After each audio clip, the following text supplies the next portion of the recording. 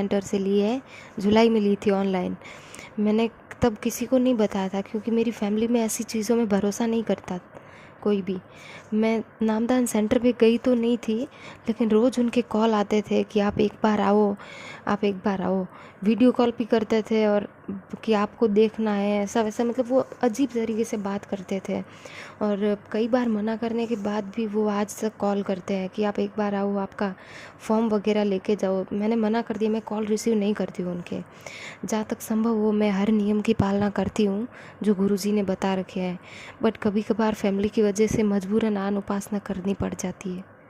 मैंने फैमिली में बताया था कि मैं ऐसी आन उपासनाएं नहीं करूँगी, लेकिन वो गुरुजी के बारे में ही उल्टा सीधा बोलने लग गए, गालियाँ देने लग गए उन्हें। तो मैंने छोड़ दिया, मैंने कहा चलो ठीक है, मैं आपकी बात मान लूँगी।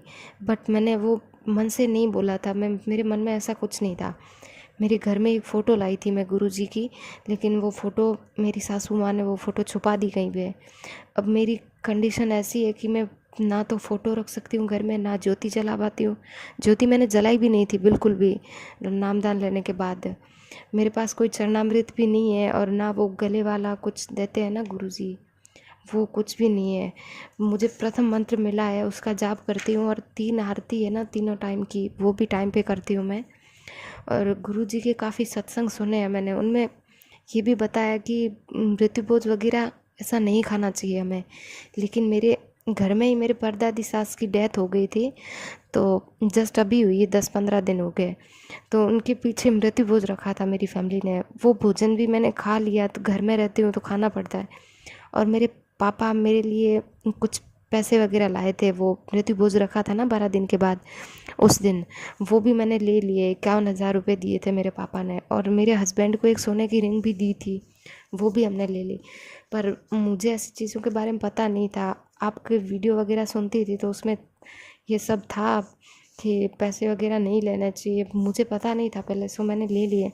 तो अब ना मेरे नियम वगैरह खंड हो गए, ये भी नहीं पता मुझे। मैं भक्ति तो करती हूँ, आप ना शंका समाधान कीजिए भगत सिंह।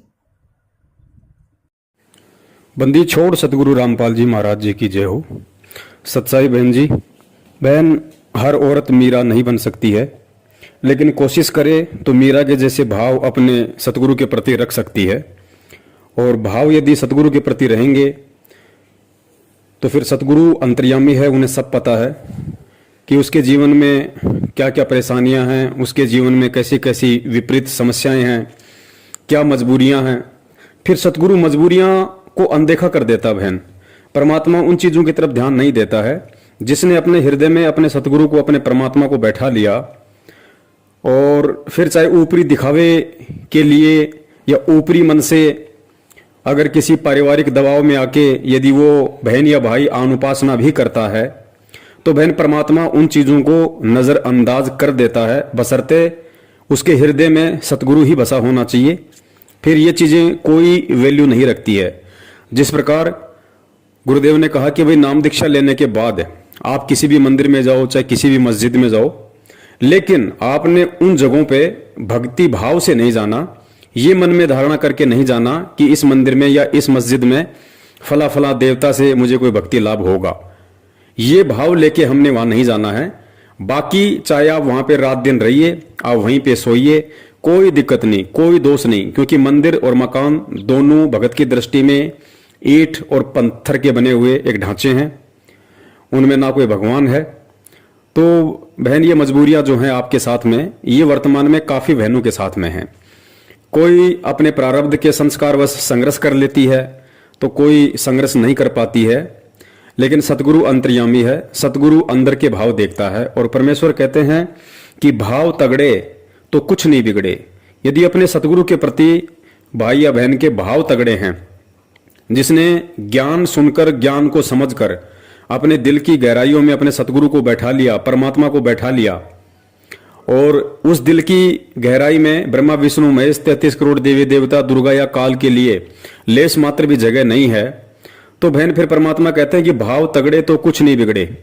फिर चाहे कोई कुछ भी करे, कैसा ही दबाव दे, चाहे मंदिर में जाके बैठा दे, चाहे देव देवताओं के आगे आपको धोख लगवा दे, जब आपके दिल में आपका सतगुरु बैठा है तो ये चीजें कोई बाधक नहीं है, किसी प्रकार की कोई बाधक नहीं है।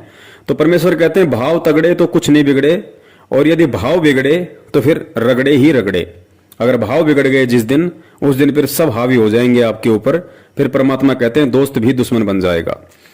तो बहन, परमात्मा अंतर्यामी है, उनको सारी स्थिति का पता है कि कौन तो जानबूझ के ये सब नाटक कर रहा है और कौन अनजाने में या फिर किसी मजबूरी में या फिर किसी दबाव में आकर इस तरह की जो है ये हरकतें कर रहा है।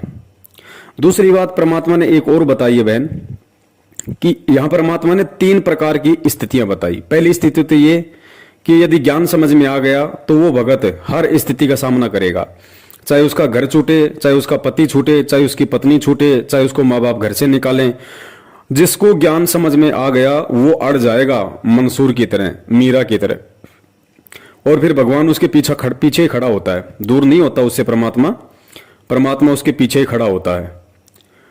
और दूसरी स्थिति है अनजाने में, धोखे से, अगर हमसे कोई अनुपासना हो गई या हमारे साथ में धोखे से किसी ने ऐसी कोई मर्यादा खंडित करवा दी, तो परमात्मा कहते हैं उसका दोष भगत को नहीं लगता और ना ही उस स्थिति में उसकी मर्यादा खंडित होती है, क्योंकि वो उसने जानबूझ के नहीं किया, वो अनजाने में या धोखे से हुआ है। और तीसरी स्थिति परमात्मा ने बताई मजबूरी की। मजबूरी यानी भगत को ज्ञान भी है, उसको पता भी है कि अगर ये नियम परमात्मा का तोड़ूंगा तो इस नियम की ये सजा है और मैं परमात्मा से दूर हो जाऊंगा, परमेश्वर अपना पंजा मेरे शीश से उठा लेगा। ऐसी स्थिति में सब कुछ पता होने के बाद भी यदि वो दबाव में आके, मजबूरी में आके यदि वो परमात्मा का नियम खंड करता है, तो ऐसी स्थिति में गुरुदेव ने बताया कि जहां उसकी मौत होनी होगी वहां परमात्मा उसकी एक टांग तोड़ के रख देगा। जहां उसके संस्कारवश उसकी मौत लिखी होगी वहां परमात्मा इतना लाभ दे देगा, इतना बचाव कर देगा कि खाली उसका हाथ या पैर ही टूट के रह जाएगा। कहने का मतलब है कि भगत को 20 से 25% नुकसान उसके संस्कारवश वहां पे हो सकता है, यदि उसका कोई माड़ा संस्कार हुआ तो ऐसी स्थिति है बहन इस भक्ति में। तो पुण्यात्मा, हमारे को अभी तक तत्व ज्ञान नहीं मिला था, और जिस कारण से हमने यही सोच लिया था भी ये दुख सुख तो आते ही रहेंगे और ऐसे ये डमडमा चलेगा। नहीं, परमात्मा के चरणों में आने के बाद आपके ऊपर कोई आपत्ति नहीं आवेगी, आपके घर में हानि नहीं होगी। आपत्ति आवेगी तो को पहाड़ टूटना हो, सूली की सजा कांटे में टल जाएगी, जान जानी हो टांग टूट कर बच जाएगी। तो इस तरह की आपकी वो भी हमारी कुछ कमियां रह जाती हैं, जिस कारण से हम थोड़ा बहुत कष्ट इसलिए भी उठाना पड़ जाता है क्योंकि हम थोड़े हैं। एक घर में एक भाई ने या बहन ने, बेटी ने, बेटे ने नाम ले लिया, बाकी पूरा परिवार विरोधी है उसका, तो उसके नियमों को चलने नहीं देता। इस कारण से वो कोई ना कोई लोक लाज में, दबाव में छोटी मोटी मर्यादा भंग हो जाती है, जिस कारण से आने वाले संस्कार, बुरे संस्कार का समय सद गया, वो आना हुआ उधर से नाम टूट गया तो काल का दाव लग जाता है। तो फिर भी इतना बचाव कर जाते हैं परमात्मा। थोड़ी बहुत मजबूरी या अज्ञानता में, अनजानपने की तो माफ़ी है, और मजबूरी में जैसे मजबूरी माँ के तोड़ लिया तो जान जानी होगी तो टांग जरूर टूटेगी, और मर्यादा पूरी होगी तो एक आपका छींट भी ना लगने दे भगवान, अगर आप नियम नहीं तोड़ोगे, सत्कर मान लेना। तो आपको परमात्मा के प्रत्येक नियम का पालन करते हुए सत्य भक्ति करनी चाहिए और करते रहो, आपका बेड़ा पार हो जाएगा। बोलो सतगुरुदेव। दूसरी बात, ठीक है आप संघर्ष नहीं कर पा रही हैं, लेकिन आपने अपने दिल में अपने सतगुरु को बैठा रखा है, बहुत अच्छी बात है। गुरुदेव ने कहा कि यदि सत्संग भी आप सुनते रहेंगे, परमात्मा के सत्संग भी यदि आप सुनते रहे, तो परमेश्वर कहते हैं कि सत्संग मात्र से 70% लाभ भगत को मिलता है। सत्संग सुनते रहने से ही 70% लाभ परमात्मा भगत को देता है।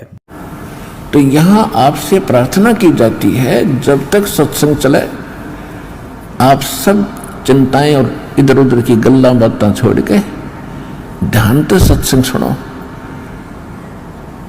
चाहे कोई रोगी है, चाहे कोई संकट है किसी प्रकार का, आप एकाग्रचित्त होकर सत्संग सुनोगे तो राहत मिलेगी और ये ज्ञान ग्रहण होगा।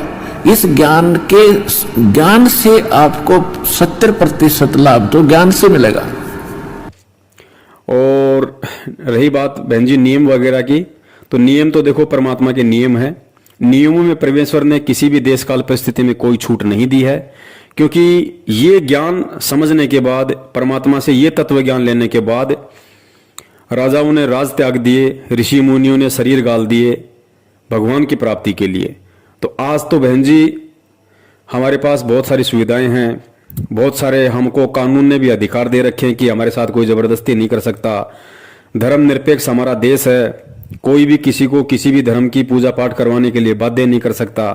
और ऐसी स्थिति में भी और सतगुरु से तत्व ज्ञान लेने के बाद भी यदि हम थोड़ा बहुत भी संघर्ष इस भक्ति मार्ग पे नहीं करते हैं या नहीं करने की कोशिश करते हैं, तो फिर बहन समझी तो जाएगी कमजोरी कि उस जीव आत्मा की ये कमजोरी है, और फिर उसी अनुसार देखो उसको परमात्मा लाभ देगा।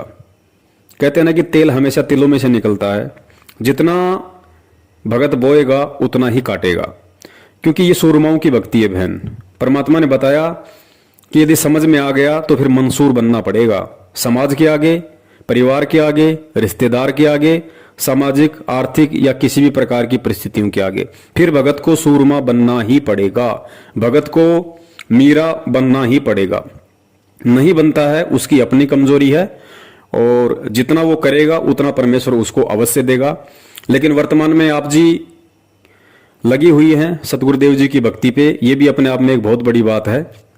तो परमेश्वर अवश्य आपका बचाव करेंगे, इसमें तो कोई दो राय नहीं है। और आप जी भाव बनाए रखिए, श्रद्धा बनाए रखिए, ये भाव और श्रद्धा का ही खेल है। परमेश्वर दया करें उनके आने तक, यदि आप इस तरीके से भी भक्ति भाव में लगी रहेंगी, क्योंकि आने वाले समय में तो परमेश्वर दया करेंगे। जो लोग आज खुद आपका विरोध कर रहे हैं उनको भी अपनी गलतियों का एहसास होगा, वो भी परमेश्वर की भक्ति में लगेंगे। लेकिन ये कुछ जो संघर्ष का समय है ये केवल वर्तमान समय का है।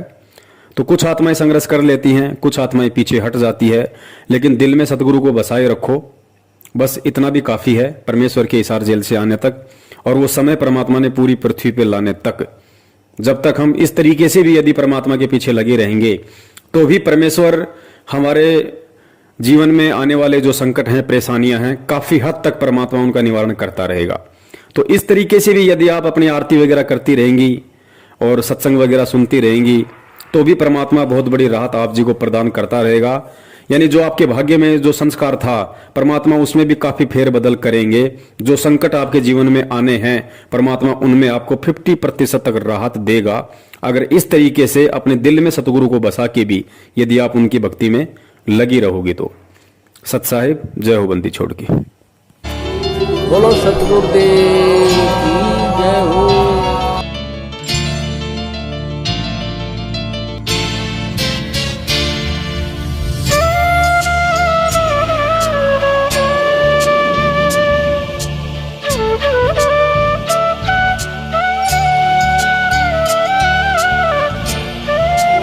बोलो सतगुरुदेव